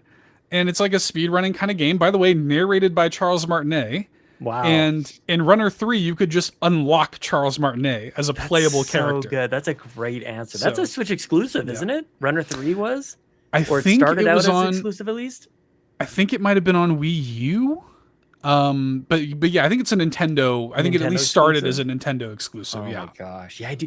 I should actually, I want to prove it because it's on my Wii U. Because I'm playing I'm playing The Last Story. Did I tell you guys that? I'm playing The Last Story. No, not at all. 2012. Please, I'm playing it on the Wii U. Yeah, it's Runner's on there. How's the drunkard doing? How's she doing? Dude, like I took another picture. She's just like, let's drink until we can't see anything. Like, just get over it, man. I'm so glad. Don't make this your entire personality. It is her entire personality. Here's a number for the crisis center. Please call. Seriously, like, is she just gonna like? I don't know. I'm worried about her, but I'm glad that she's just a side character. Like she's just kind of off to the side, doing her, just getting smashed. Oh my gosh, you gotta take care of yourself, you know. Well, I think we've effectively answered your questions. Actually, one final question. So I don't know about this one. One final question. Oh, geez. From ScheiGuy, who asks, CPG swimsuit calendar when? I'm not participating. Yeah. Well, be a little it's weird. Court and Matt. Let's go. Just them. I think they could do it. I think they could too. I nominate Court and Matt. Court Yeah, and Mart. I'm here Mart. for it. Yeah, Both places you Court can and go. Martin, and also These these two. people. I nominate them. So let's go. You can, thank you, Shy Guy. Thank you, Shy Of Guy. course. Mhm. Thank you, Shy Guy. Yeah, can we just get like if the PlayStation Drive, Pin you it. know, had their go Pin ahead and it. just pin that. Go Not pin it. into Not pin up the Yeah. calendar. Just pin that idea.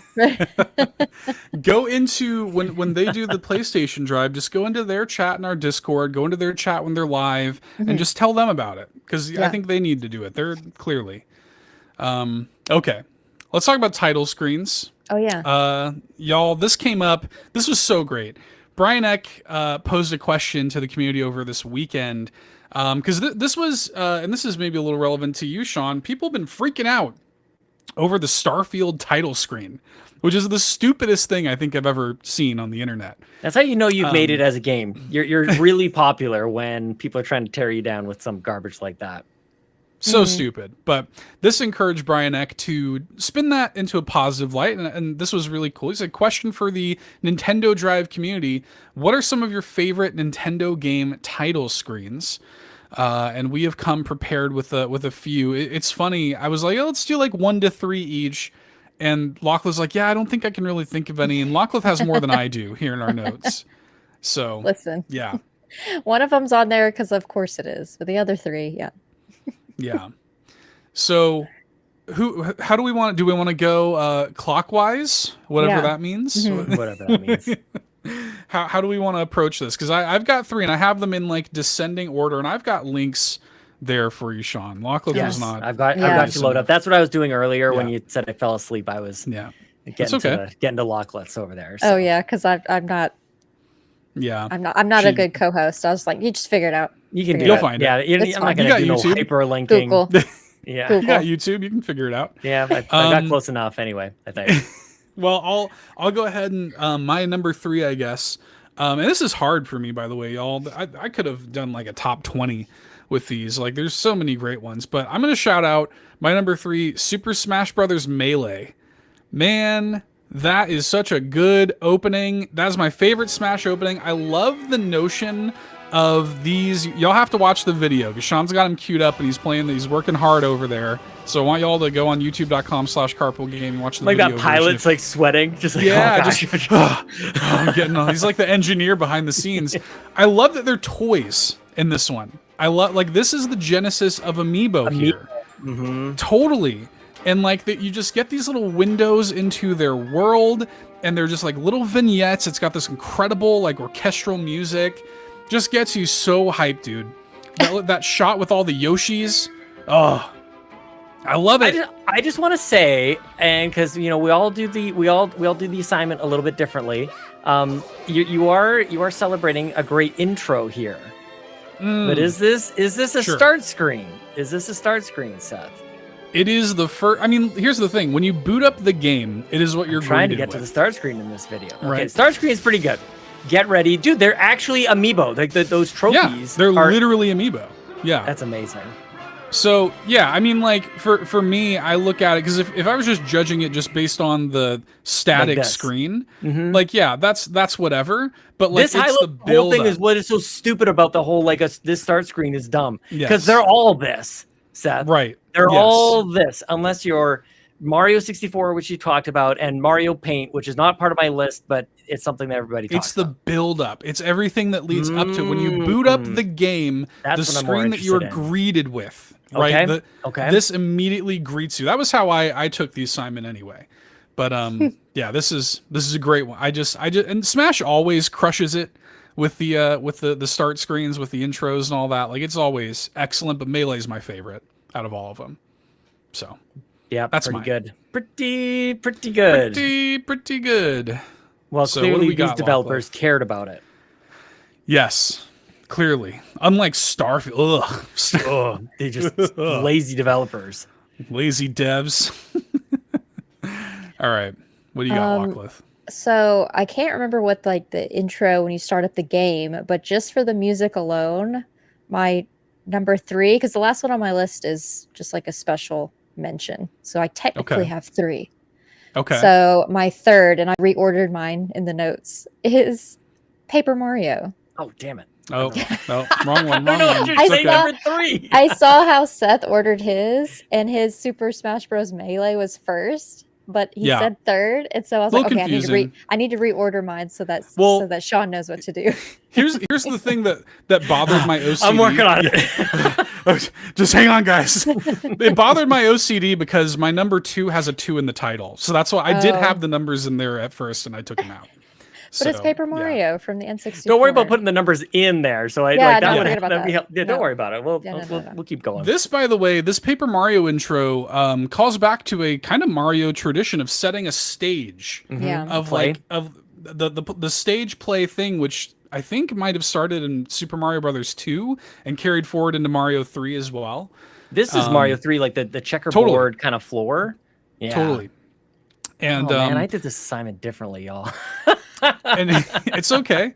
Well, and Miyamoto has said he envisions the Mario characters as actors in a play, which is why Bowser can be racing alongside you 1 minute and be an enemy the next, and so this is all story setup stuff. Though. Yeah, the whole story setup, but just the song on the actual title screen, I like too. Yeah, it's just magical. Oh, very good. I mean, look at that. The design of Paper Mario is so good. Like the character Mario, that is just so. It's right up there, man. This could be another list we do, you guys. Top 5 Marios. Yeah, that's true. The versions Cat Mario, of Mario and Tanuki and Paper Mario and all the things. I love this too. When you hang on a title screen for long enough, and then they just start showing gameplay snippets. Yeah. I like that a lot. That's such a throwback to arcades. That would just be on demo mode. Going, this is the game. And we didn't have a lot of money growing up, you guys. We would pretend to play that. That was our arcade experience. Oh, hell yeah. We couldn't put quarters in there. We were just like, let's just play the demo. Look, I'm playing. And and you're not really playing. Yeah, that was good enough. Totally. See, I wasn't smart enough. I thought I was playing. Gave you the controller that wasn't plugged in. Yeah. all these great companions as well. Oh, really good game. Such a good one. Sean, what's your number 3, buddy?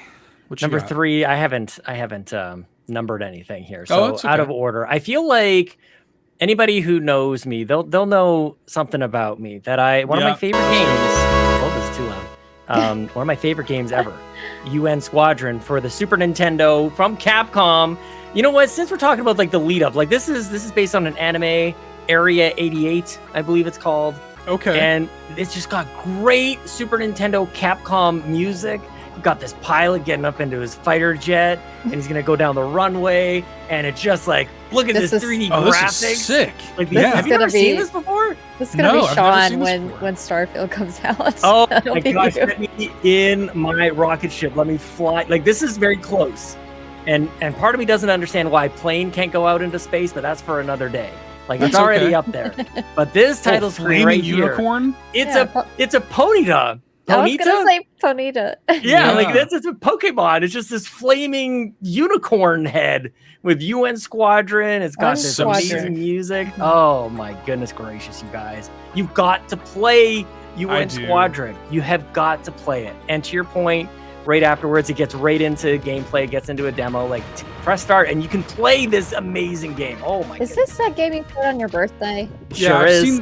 I saw you play it on your birthday. That's the only time I've had any exposure to this game. Me too. I was like, is this that game from your birthday? This is that game. I know, cliche Sean answer, but I love that title screen. Look at that thing. Dude. There's a flaming horse. That is a hell of a logo. Hell yeah. Yeah. I love it. Well, Sean, you've teed me up well, because my number 2 is also a Capcom game. And this one, I wanted to have some kind of NES. The NES had some truly amazing openings, especially for the time, the hardware limitations. How do you not have some Mega Man love in here? Mega Man 2, the build up, the drop. If y'all aren't watching this, you gotta let that drop. The slow build, you got the story, you climb up the skyscraper. And then, he doesn't have his helmet on, and he's got his hair flapping in the wind. It's so good. And then, this music is excellent. Capcom. So good. Oh, it's great. Yes, please. Good answer. Cityscape, Good answer. the purple and blue cityscape in the background with like, I assume Mount Fuji in the background too. Like you can see it back there. Like it's excellent, man. And like I prefer the music actually of Mega Man 3. But Mega Man 3 is a famously like unfinished game and just has no titles. Like it has no intro at all. So, but I mean, good God. I mean, if y'all aren't watching the video, you need to watch it just to see and hear this. Now. I feel like Mega Man. I feel like that kind of looks like me. Like that could be me. A little bit. Standing there in the wind. It could be you. Yeah, just a white guy with dark hair and blue. Yeah, and I wear a lot of blue. Just a white guy with dark hair. That's just me. a white guy with hair.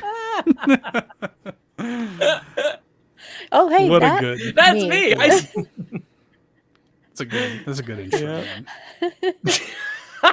Other people like women can't relate, but you know, Sean. Hey, that's me. Hey, Mega Man. That's true. Yeah, that could be me. My number 2 had to do it to him.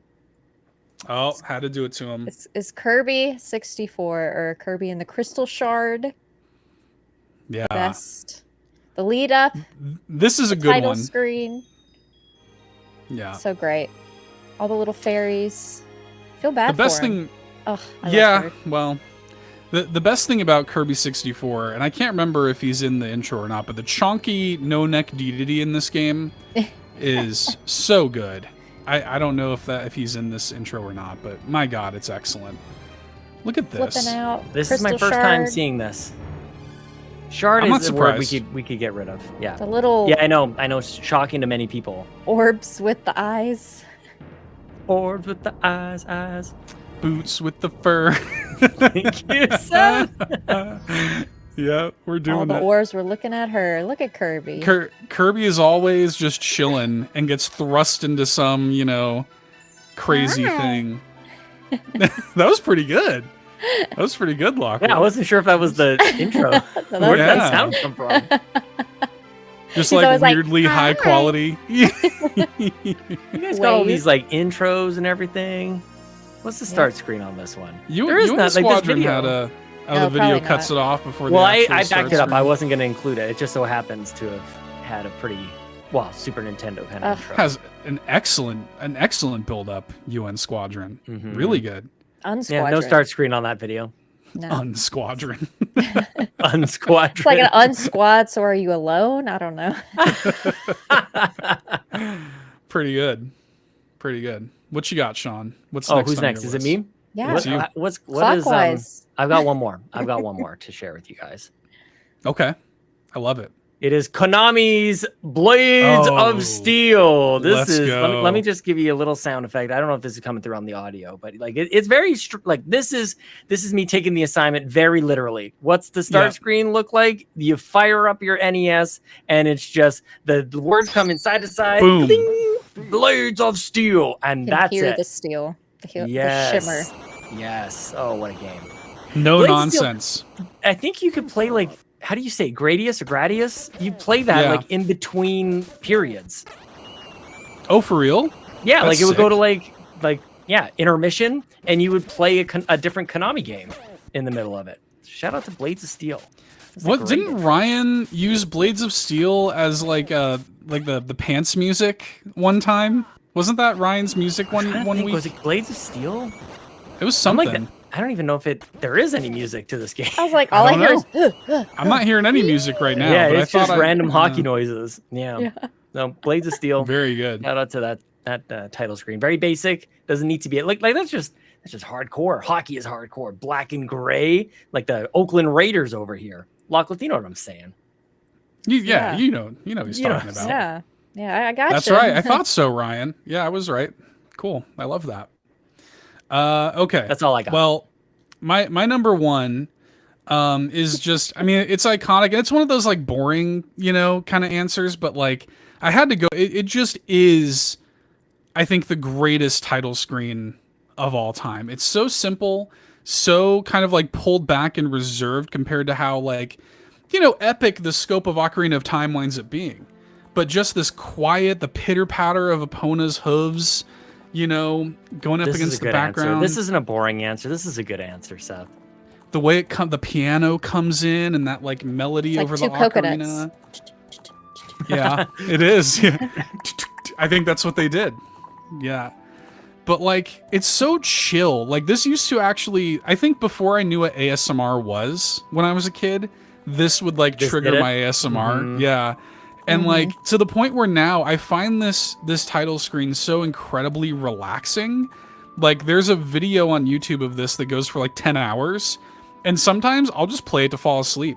Like I just find it so, the way he stops at the end of this river bend here that goes to like towards the Zora domain and stuff. And like you get that like perfectly timed whinny from Epona there. And it's so good. I feel like the 64 is such an interesting time too. Like we talked about Mario 64. Mario's face jumps in. You can play around with it. Like it's very, pardon the pun, but it's very in your face. Like look at this. This is not that. This is much more restrained. This isn't like, look how amazing Zelda looks, but it's also, Zelda looks amazing now. Yeah. You hadn't seen anything like this. They put the logo in front and all the cool things. Apparently I've got Az playing here on the videos. It felt like that was very shout-outs. Stylistic. Yeah. The stylistic choice of that was like cinematic. It was very excellent. Cool. Yeah, so good. Like it really, I think, just shows like just sort of like relishing the scope of the new world. You know, like it's just that full moon. Man. I can't see. I'm with you, man. Yes, I could see it though. Yeah, you could see it. Yeah. All right, what you got, Lachlan? I've got my number 1, I guess. Is that what we're doing? 3 to 2 to 1? Yeah. I forgot where we started. You tell me. Jet Force Gemini, because of course. It's legit. I thought for a second, I thought you said because of horse. I was like, is there a horse in this one too? No, there's a dog. There's a doggo. I did not realize. I didn't know you were a Jet Force Gemini fan. Yes, I have it. I have it on the N64. I've got it still. Let's go. I used to play it with my brother. Like they didn't have to go this hard with this like running and the speaking of yes. Yeah, this is pretty hard actually.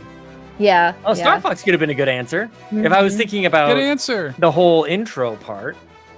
Right. This theme song sounds like Star Fox. I'm sorry. That sounds exactly like Star Fox. It does kind of, I like that now that you say it. But yeah, this is kind of like when this screen came on, my brother and I would just be bopping our heads. We'd be ready. You'd be ready. These robot freak me out, you guys. I don't know if I like to look at their eyes. They got death in their eyes. Yeah, like the unblinking gaze as they run through the halls. It's pretty good. It's so good. Multiplayer. Yeah, a little play dog. By yourself. Little dog. An armored dog. Shout out to the armored dog. Armored dogs. He's got a rocket on the top of his, like on his back. Pretty good. That's so 90s. I just want sharks with freaking laser beams attached to their heads. Laser beams on their freaking heads. Yeah. But they changed the scenery. Good answer. All that. I love this one. Look, this exercise proves, and I'd love to know from other people in the, I don't know if we can pull up our Discord at all and find what people were sharing in there as well. But this whole nonsense with Starfield and like that there's any indication of the quality of the game based on the start screen, it's so ridiculous. But yeah, like some of it is, does the game have a good logo? Apparently is part of this. Does the game itself have a cool logo?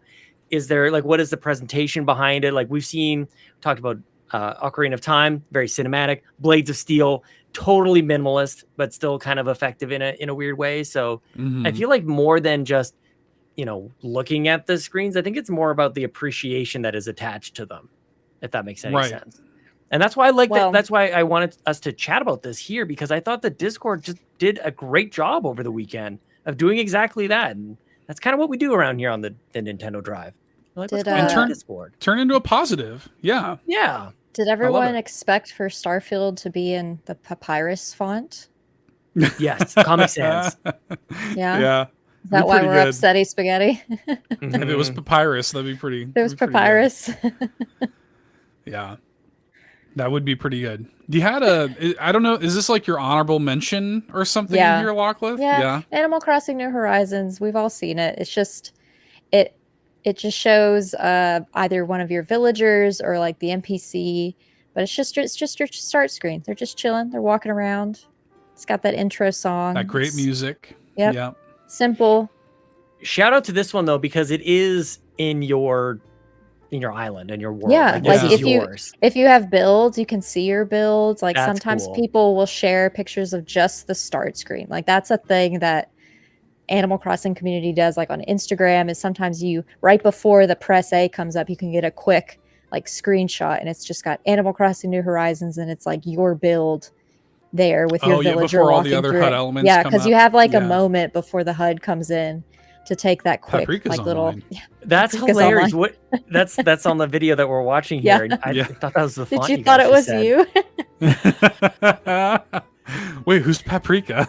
Where's Mr. People Salt? keep adding me at the end of the show, man. We keep putting the friend code out there. Apparently, Paprika. You've had it on this whole time, Sean. That's right. I love it. Check out the video. Mm-hmm. Yeah, y'all should watch the video because these are some truly great titles. And yeah, shout outs to Brian Eck for turning that around, man, for coming in the community and turning that around and inspiring us to share some of our favorites on the show. I'm telling you, man, the Discord is so active lately. It is bonkers. It is so good. Brian Eck, speaking of, shared the start screen for Skyward Sword HD, which is also beautiful. That all the that Zelda sky start blue. screens are I mean, so really. good. Yeah, Nagachaka throughout Luigi's Mansion, Bowsah, of course, with Mario 64, Yom 32, I should say, Mario 3, Purple Riolu with Pokemon Soul Silver version. Oh, really good. Pokemon Crystal is really good too. I was gonna put Pokemon Red and Blue on mine because that's where I fell in love with Gengar. The intro, the fighting scene in the beginning. Mm-hmm. So good. Brian Eck even started out, shared Ocarina of Time, Xenoblade 1 with the Minato. Oh, yes. Just in the field there, Final Fantasy 6, or VI, as some people will call it, Lachlan. Yep. And Chrono Trigger. It's just V. Chrono Trigger, the interesting thing about Chrono Trigger is like, back on Super Nintendo, like first of all, it has that iconic like the clock like coming in, and then like the text kind of fades in and like kind of swirls, like the trigger like swirls in, and then you see like these cinematic vignettes in engine of like things that happen in the game. And then when the game came out for, I believe, the PS1 version, they did like a fully like animated Akira Toriyama art style, like they animated those scenes for the intro. It's like so cool, man. So, shouts to Chrono Trigger. So good. What a game. Good game. Anyways. In my head, I thought, I was looking at something, Maximum Carnage on Super Nintendo in my head was great. And in real life, this is awful. This is brutal, you guys. What is that? Is that the one where when Spider-Man takes damage, like he's a skeleton or whatever underneath? I do not remember that. This is pretty bad. I like this. I like them coming in like, hey, with special guest Deathlock. It's very comic-esque. Yeah. It looks like featuring Comic all Sans your favorite almost. characters. It really is. Yeah, no, this is no good. So classic Spider-Man characters. Thanks like for ruining my memories of a game I liked. That's cool. Well, me. It happens. I did it to myself. Played myself. Yeah, it happens. All right. Well, did we do the thing? We did the thing. Is the thing and done? I have a physical to show based on one of mine in my list. I've shown it before, and I've shown Jet Force Gemini. I almost brought that one down, but we'll just show the Kirby 64, the Crystal Shard, in its full glory. That's in great shape. This is my original copy. This is my copy. Wow. I take care of my stuff. You really do. Luckily, it doesn't have my actual like government last name on here because like. Oh yeah. Did you do that? Did you write your name on it? My mom did. She's like, if you take this to your friend's house, I want to make sure they know it's our permanent marker. I'm like, Mom. Yeah. Put like tape on it and then write on that. Stadium is ruined. My copy is ruined. I did that at Extra Life. I wrote on my own. Like I put like painter's tape on the back of like a Switch controller. Not like on the graphic. My mom would write on the graphic. Mom. Oof. Yeah. Mom. Come on, Mom. Yeah, Mom, you can do better than that. Come on, Mom. All right. Yeah, people asking for Joe. I mean, me too. I'm always asking for him. Oh, Sean. Yeah. You're showing your code for everyone to see, but he's showing code. You're showing code. My there, code sir. is showing up. You're showing code, Sean. Where can people find you on the internet? You can find me at x.com /Sean Capri. Sean like Connery, Capri like the pants. Apparently that works, which is very strange. You can also find me on the eShop buying Vampire Survivors on Switch. Let's go. That's very exciting for me. Let's go. And if you are also on the Nintendo Switch and you're looking for a friend and you don't want to do anything else online together because Nintendo Switch doesn't allow for any sort of messaging or functionality of friends list at all. But if you just want to see what I'm playing, I guess, that's what you can do. You can add me, SW687902366588, like Eric Lindros, Seth. The classic. I know that reference now. Yep. I'm just going to keep saying it, man. The only reason Sean put, instead of his name next to his face during the whole show, y'all, he put his code. And the only reason he put it there, not to have it there for funsies. He had it there so he could just read it off when it was his time to end the show. So he wouldn't have to look it up very quickly. Pretty smart. I mean, I'm not saying it's a bad idea. It is pretty smart. It gave me time to look up mine.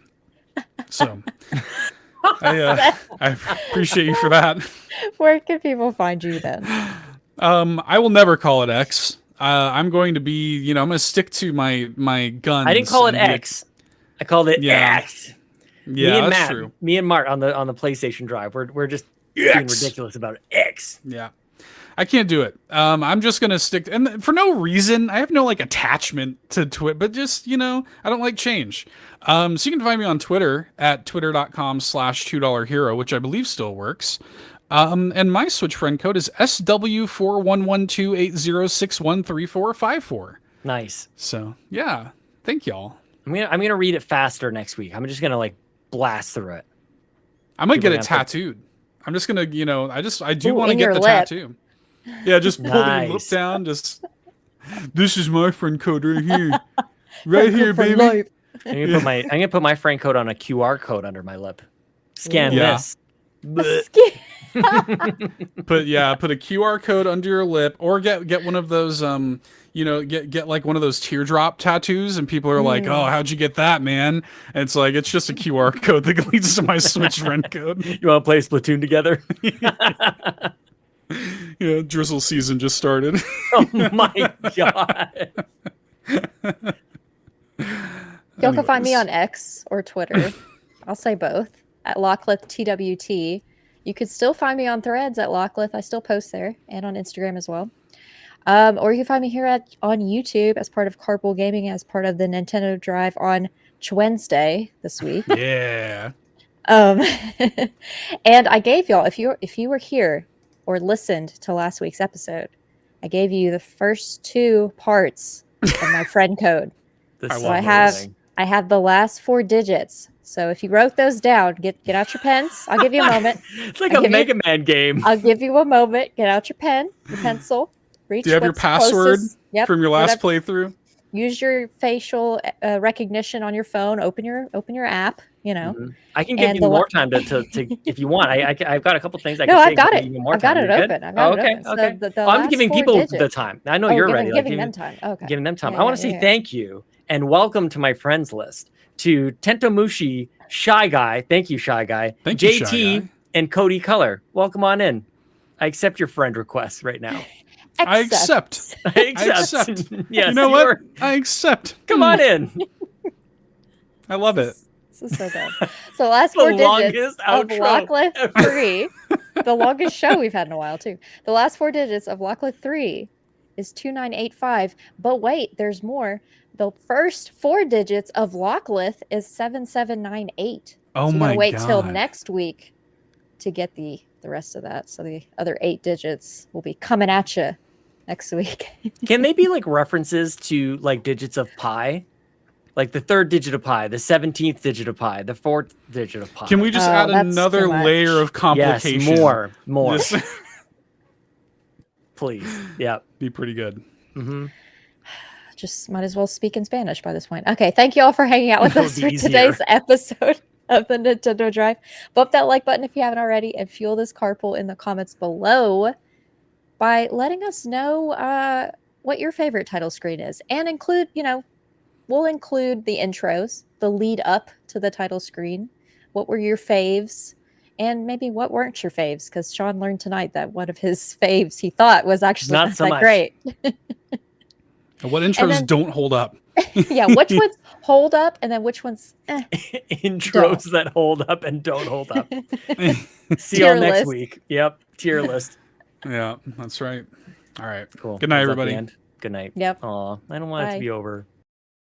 Thank you so much for watching this episode of the new Nintendo Drive. Now, before you drive off, be sure to like the stream and subscribe here on YouTube, and follow us at Carpool Gaming on Twitter, Instagram, and TikTok. If you liked what you saw and want more, be sure to support us on Patreon at patreon.com/carpoolgaming.